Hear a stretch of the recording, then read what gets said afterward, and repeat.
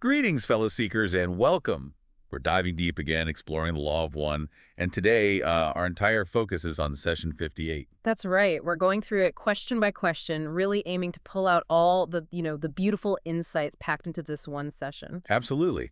Think of this as a guided tour, digging into the wisdom here. We know you're pursuing understanding, and hopefully this helps. Session 58, it covers quite a bit, doesn't it? We start with the instruments condition, move into healing with crystals, then the nature of pyramids, light energy, even that phenomenon of metal bending. It's quite a mix. So let's get started with a beautiful, insightful, and positive analysis.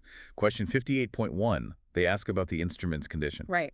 Would you please give me an indication of the instrument's condition? And Ra's answer. Pretty straightforward. This condition is, as previously noted, except that the physical distortions mentioned have somewhat increased. So a slight worsening. It kind of sets the scene, doesn't it?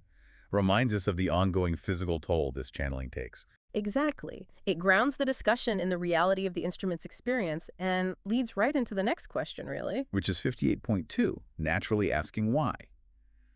Could you tell me the cause for the increase of the physical distortion? And Ra points to the nature of the condition itself. They say physical distortions of this nature are begun due to overactivity of weak portions of the body complex. Okay. The worsening is due to the nature of the distortion itself, which you call arthritis. So it's the arthritis itself. And they mention its unpredictability. Yes, that's key. Once begun, the distortion will unpredictably remain and unpredictably worsen or lessen. It's, a law of one perspective on chronic conditions. They fluctuate. It's not always a straight line. That makes a lot of sense, accepting that ebb and flow. Yeah. Okay, moving to 58.3, the questioner asks about healing, specifically using a diamond crystal for the instrument's wrist. Yeah, they propose a method, dangling it maybe a centimeter or two below the right hand, right over the wrist, and asks, is this correct? And Raz's response is, well, cautious. Very cautious and quite instructive. This would be appropriate if you were practiced at your healing art. That's the first condition. Okay. Then the analogy. To work with a powerful crystal such as you have, while unable to perceive the magnetic flux of the subtle bodies, is perhaps the same as recommending that the beginner, with saw and nail, create the Vatican. Wow, yeah, that really paints a picture. You need the skill, the sensitivity. Precisely. It's not just having the tool. You need to perceive that subtle body energy field, the magnetic flux, as Ra calls it. Otherwise, you're working blind with something powerful. So understanding our own subtle energy is step one. What does Ra recommend for beginners then? They suggest a different path. At this point in your development, you would do well to work with the unpowerful crystals. Powerful ones. Yes, less potent ones. In ascertaining not only the physical major energy centers, but also the physical secondary and tertiary energy centers. Okay, mapping things out. And then begin to find the corresponding subtle body energy centers. In this way, you may activate your own inner vision. Activate inner vision. So it's about developing perception first. Exactly. Learning to sense the energy centers, the physical and the subtle, feeling their state balanced or blocked. It's about building that foundational intuitive awareness before trying advanced manipulation. Right. Learn to walk before you run with powerful crystals, which leads perfectly into 58.4. What type of crystal should be used for that? For just locating the centers? And the answer is really liberating, I think. You may use any dangling weight of symmetrical form. Any symmetrical weight, not a specific crystal. Nope. For your purpose is not to disturb or manipulate these energy centers, but merely to locate them and become aware of what they feel like when in a balanced state and when in an unbalanced or blocked state. So the focus is purely on observation and developing sensitivity. The tool is just an indicator. Exactly. A neutral symmetrical form helps you tune into your perception of the energy, not the crystal's energy. Okay, technique. Question 58.5. The questioner assumes a clockwise spin indicates an unblocked center when dangling a weight maybe 2 feet below the hand. Is that right? Ra confirms part of it, but adds nuance. First, the measurement from hand to weight is unimportant and at your discretion. So the 2 feet thing isn't critical. Okay, good to know. And yes, the circular motion shows an unblocked energy center. That part holds. But then comes the interesting bit. However, some entities are polarized the reverse of others, and therefore, it is well to test the form of normal energy spirals before beginning the procedure. Whoa, reverse polarity. So clockwise isn't universal. Apparently not for everyone. It highlights that we have Individual energetic configurations, like being left or right-handed perhaps, you need to calibrate. That's fascinating. So how do you test for that? Question 58.6 asks exactly that. It's pretty simple, actually. A test is done by first holding the weight over your own hand and observing your particular configuration. Then, using the other self's hand, repeat the procedure. Ah, so establish your own baseline first, then compare with the other person. Makes sense for understanding their specific energy flow. It's about self-reference and comparison before interpreting someone else's energy. All right, so bringing this back to the instrument in 58.7, the questioner asks if they should test the energy centers of the instrument's hands and wrists specifically for healing. And this is where Ra draws a line. They say, "We have given you general information regarding this form of healing and have explicated the instrument's condition. There is a line beyond which information is an intrusion upon the law of confusion." The law of confusion, or free will. So general principles are okay, but specific instructions on healing this person crosses that line. Precisely. It respects the instrument's own path and learning process. Guidance, yes. Direct intervention that removes choice or experience, no. A really important principle.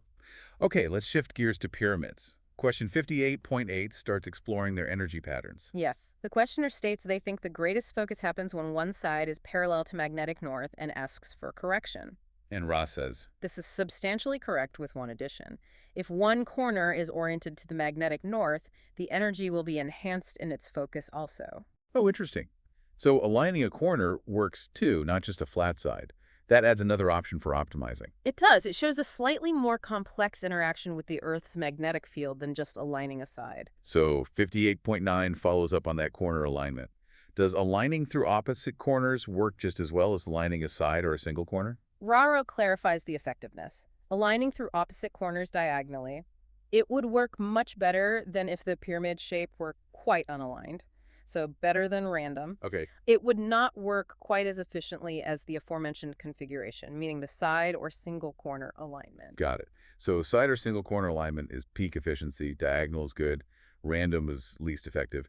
Precision matters. Precision in relation to the magnetic field, yes. Now, orientation relative to the Earth. Cool, Question cool. 58.some asks if a pyramid works the same pointed up versus pointed down, assuming the magnetic alignment is the same. Rod initially seems a bit unsure of the question's intent. We do not penetrate your query. But then they state, the reversed shape of the pyramid reverses the effects of the pyramid. Reverses the effect. So up and down are fundamentally different energetically. That's the implication. They also mention it's hard to build point down, maybe hinting it's not a natural or stable orientation energetically. The questioner clarifies in 58.1, saying it was just a thought experiment about how light focuses, not about actually building one upside down. Would it focus similarly? Ra gives a very direct answer, linking it to polarity again. It would only work thusly if an entity's polarity were, for some reason, reversed. Wow. So the standard upright pyramid resonates with standard polarity, and an inverted one would resonate with reverse polarity. It keeps coming back to that individual energy signature. It really does. The tool and the user need to be in energetic resonance. Okay, so where does this spiraling light energy come from? 58.1 asks if it originates from the Earth's center. Ra corrects that assumption. The pyramid shape is a collector which draws the in-streaming energy from what you would term the bottom or base and allows this energy to spiral upward in a line with the apex of this shape. So it draws energy in from the base and focuses it up towards the point. Yes, and crucially, it's not Earth energy specifically. Ra calls it omnipresent light energy. It's universal energy the pyramid shape collects and concentrates. Universal light energy. Got it. What about construction? 58.13 asks if solid sides versus just a frame makes a difference energetically. Ra makes a distinction here. As an energy collector, the shape itself is the only requirement. So energetically, the form is key. Just the geometry. Right. But practically, if one is to house oneself in such a shape, it is well that this shape be solid-sided in order to avoid being inundated by outer stimuli. Ah, so solid sides are for the person inside, for focus and shielding during meditation, not strictly for the energy collection itself. Exactly. Shape for energy, solid for practical human use. That leads right into 58.14. What about a simple wire-frame pyramid? Just 4 wires meeting at the apex, does that work the same energetically? Ra confirms the core concept. The concept of the frame as equal to the solid form is correct. Energetically, the shape is there. Okay. But then comes a warning about materials. However, There are many metals not recommended for use in pyramid shapes designed to aid the meditative process. They mention expensive metals are okay, but But cheaper or certain other metals might interfere. seems so. They suggest the wood or other natural materials or the man-made plastic rods will also be of service. So natural or inert materials are generally safer bets for meditation pyramids. Good practical advice. So why does something so open like 4 wooden rods actually focus this light energy? That's 58.15. Rhee offers that great analogy. If you pictured light in the metaphysical sense as water and the pyramid shape as a funnel, this concept might become self-evident. The funnel analogy. Simple, but it helps visualize how geometry can direct unseen energy flow. It does, makes it more intuitive. But the questioner pushes back a bit in 58.16. They get the funnel idea for a solid pyramid, but how can just 4 rods be equivalent? Seems less efficient. Rhee explains the difference between space-time and time-space perspectives. They are unequal in space-time, meaning physically, obviously, they're different. Solid is better practically for meditation respite. Okay, physical reality. However, in time-space, one is concerned with the electromagnetic field produced by the shape. An equivalent field is produced by the solid and the open shape. Oh, so the energetic field generated by the geometry is the same, whether it's solid or just a frame. And that's what interacts with the metaphysical light. Exactly. Light is influenced metaphysically by this field rather than by visible shapes. It's the unseen energetic structure that matters in time-space. That clears it up nicely.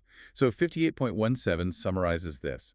The pyramid funnels energy, increasing its density, intensifying the third distortion, light. Is that basically correct? And Ra says, in general, this is correct, confirms the pyramid as an energy concentrator specifically for light. Okay, back to crystals briefly.